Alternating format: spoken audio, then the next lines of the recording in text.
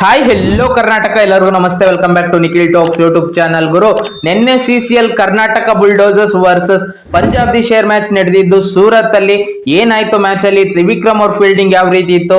Karan Aryan over confidence ಇಂದಾನೆ Karnataka bulldozers ನಿನ್ನೆ match ಸೋತ್ರ. ಪ್ರತಿಯೊಂದನ್ನು ಈ ವಿಡಿಯೋದಲ್ಲಿ ನೋಡ್ತಾ ಹೋಗೋಣ. ಯಾರ್ಯಾರು ಹೊಸದಾಗಿ ನಮ್ಮ ನಿಖಿಲ್ ಟಾಕ್ಸ್ ಯೂಟ್ಯೂಬ್ ಚಾನಲ್ ನ ನೋಡ್ತಿದ್ರು, ಬೇಗ ಹೋಗಿ ನಿಖಿಲ್ ಟಾಕ್ಸ್ ಯೂಟ್ಯೂಬ್ ಚಾನಲ್ ನ ಸಬ್ಸ್ಕ್ರೈಬ್ ಮಾಡ್ಕೊಂಡು ಸಪೋರ್ಟ್ ಮಾಡಿ ಅಂತ ಕೇಳ್ತೀನಿ. ಯಾರ್ಯಾರು ಆಲ್ರೆಡಿ ಸಬ್ಸ್ಕ್ರೈಬ್ ಮಾಡ್ಕೊಂಡಿದ್ರು ಅವರಿಗೆಲ್ಲ ಧನ್ಯವಾದಗಳು ತಿಳಿಸ್ತಾ, ನಿನ್ನೆ ಕರ್ನಾಟಕ ಬುಲ್ಡೋಸರ್ಸ್ ಫಸ್ಟ್ ಫೀಲ್ಡಿಂಗ್ ಮಾಡ್ತಾರೆ. ಪಂಜಾಬ್ ದಿ ಶೇರು 121 ರನ್ ಹೊಡಿತಾರೆ ಫಸ್ಟ್ ಇನ್ನಿಂಗ್ಸ್ ಅಲ್ಲಿ. ಆ ಫಸ್ಟ್ ಇನ್ನಿಂಗ್ಸ್ ಅಲ್ಲಿ ಸಖತ್ತಾಗಿ ಬೌಲಿಂಗ್ ಮಾಡೋದು ಕರ್ನಾಟಕ ಬುಲ್ಡೋಸರ್ಸ್ ಪರವಾಗಿ ಕರಣ್ ಆರ್ಯನ್ ಅವರು ಮತ್ತೆ ಚಂದನ್ ಕುಮಾರ್ ಅವರು ಇಬ್ರು ಕೂಡ ಎರಡೆರಡು ವಿಕೆಟ್ ಪಡ್ಕೊಂಡು ಸಖತ್ತಾಗಿ ಬೌಲಿಂಗ್ ಮಾಡಿರ್ತಾರೆ. 121 ರನ್ ನ ಬೆನ್ನತ್ತಿದ ಕರ್ನಾಟಕ ಬುಲ್ಡೋಸರ್ಸ್ ಫಸ್ಟ್ ಇನ್ನಿಂಗ್ಸ್ ಅಲ್ಲಿ ಹೊಡೆಯೋದು ಕೇವಲ 91 ರನ್.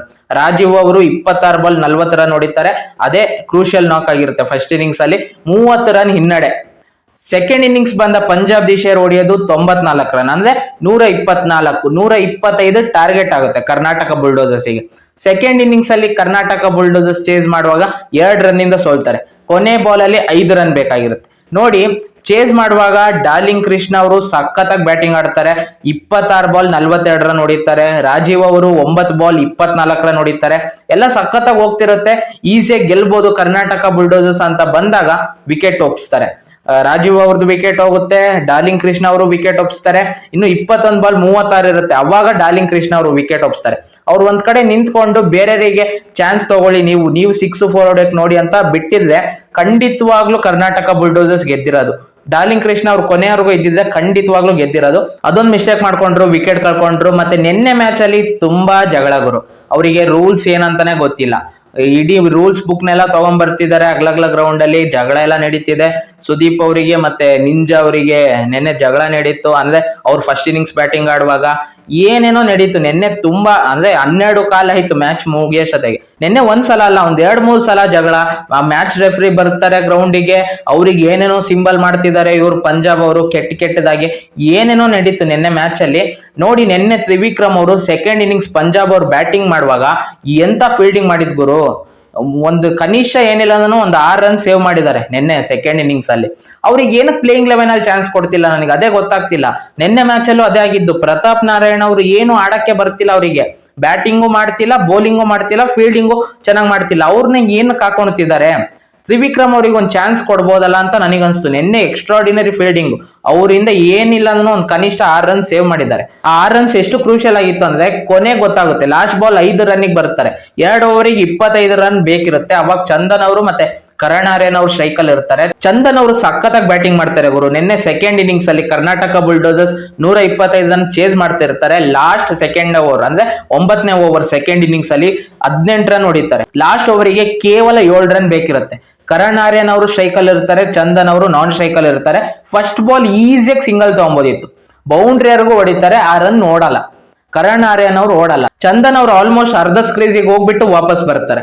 ಏನೋ ಕೊಡ್ತಿಲ್ಲ ಅಂತ ಕೇಳ್ತಾರೆ ಕರಣ್ ಆರ್ಯನ್ ಅವರಿಗೆ. ಅವರು ನೆಕ್ಸ್ಟ್ ಬಾಲ್ ಡಬಲ್ ತಗೊಳ್ತಾರೆ. ಅಂದ್ರೆ 4 ಬಾಲ್ 5 ರನ್ನಿಗೆ ಬರುತ್ತೆ.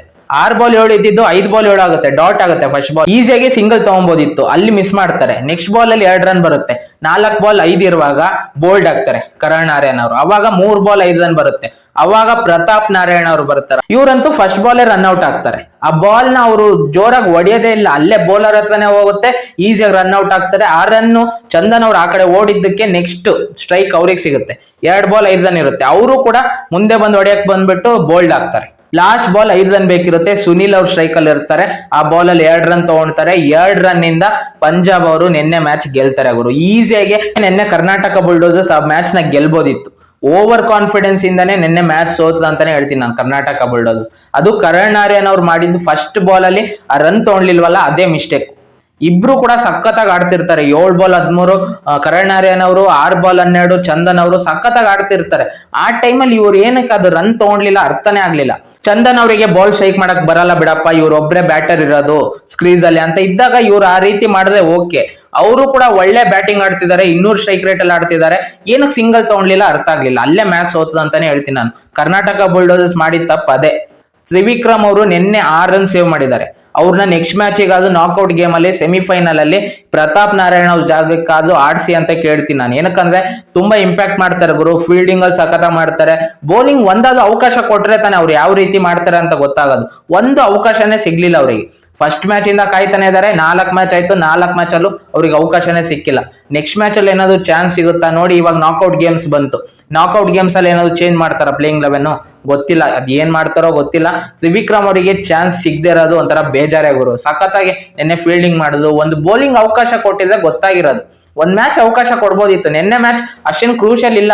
ಕರ್ನಾಟಕ ಬುಲ್ಡೋಸರ್ಸ್ ಸೇಫ್ ಅಲ್ಲಿ ಇದಾರೆ, ಇವಾಗ ಆರಾಮಾಗಿ ಸೆಮಿಫೈನಲ್ಸ್ ಆಡ್ತಾರೆ, ಡೌಟ್ ಇಲ್ಲ, ಕ್ವಾಲಿಫೈ ಆಗಿದ್ದಾರೆ ಆಲ್ಮೋಸ್ಟ್. ನಿನ್ನೆ ಮ್ಯಾಚ್ ಅಲ್ಲಿ ಆಡಿಸಬಹುದಿತ್ತು ಅಂತ ನನ್ನ ಅನಿಸಿಕೆ. ನೋಡಿ ನಿನ್ನೆನೂ ಆಡಿಸ್ಲಿಲ್ಲ, ಬಟ್ ಫೀಲ್ಡಿಂಗ್ ಅಂತೂ ಸಖತ್ತಾಗಿ ಮಾಡುದು ನಿನ್ನೆ. ನಿಮಗೆ ಅನ್ಸ್ತು ನಿನ್ನೆ ನೀವು ನೋಡಿದ ತ್ರಿವಿಕ್ರಮ್ ಅವ್ರು ಮಾಡಿದ ಫೀಲ್ಡಿಂಗು ಏನ್ ಸಖತ್ತಾಗಿ ಮಾಡುದು. ಒಂದು ಬೌಂಡ್ರಿ ಲೈನ್ ಅಲ್ಲಿ ಹೋಗಿ ತಡೀತಾರೆ, ಬೌಂಡ್ರಿನ ತಡೀತಾರೆ, 2 ರನ್ ಸೇವ್ ಮಾಡ್ತಾರೆ ಅಲ್ಲಿ, ಇನ್ನೊಂದು ಬೌಂಡ್ರಿ ಲೈನ್ ಅಲ್ಲೇ ಸೇವ್ ಮಾಡ್ತಾರೆ. ಟೋಟಲಿ 6 ರನ್ ಸೇವ್ ಮಾಡ್ತಾರೆ ನಿನ್ನೆ ಮ್ಯಾಚ್ ಅಲ್ಲಿ. ನೀವು ನೋಡಿದ ಅದನ್ನ ಯಾವ ರೀತಿ ಸೇವ್ ಮಾಡುದು ಅಂತ ನಿಮಗೆ ಏನ್ ಅನ್ಸ್ತು ತ್ರಿವಿಕ್ರಮ್ ಅವ್ರು ಮಾಡಿದ ಫೀಲ್ಡಿಂಗ್, ಅದನ್ನ ಕಮೆಂಟ್ ಬಾಕ್ಸ್ ಅಲ್ಲಿ ತಿಳಿಸಿ ಅಂತ ಹೇಳ್ತಾ, ಈ ವಿಡಿಯೋ ಇಷ್ಟ ಆಗಿದ್ದರೆ ವಿಡಿಯೋಗೊಂದು ಲೈಕ್ ಮಾಡಿ, ಶೇರ್ ಮಾಡಿ, ಮತ್ತೆ ಸಬ್ಸ್ಕ್ರೈಬ್ ಮಾಡ್ಕೊಳೋದನ್ನ ಮರಿಬೇಡಿ. ನಮ್ಮ ಚಾನಲ್ ನ ಸಬ್ಸ್ಕ್ರೈಬ್ ಮಾಡ್ಕೊಂಡು ಸಪೋರ್ಟ್ ಮಾಡಿ ಅಂತ ಕೇಳ್ತಾ ಈ ವಿಡಿಯೋ ಇಲ್ಲಿ ಮುಗಿಸ್ತಿದೀನಿ. ಮತ್ತೆ ಇನ್ನೊಂದು ವಿಡಿಯೋ ಒಂದಿಗೆ ಬರ್ತೀನಿ ಗುರು.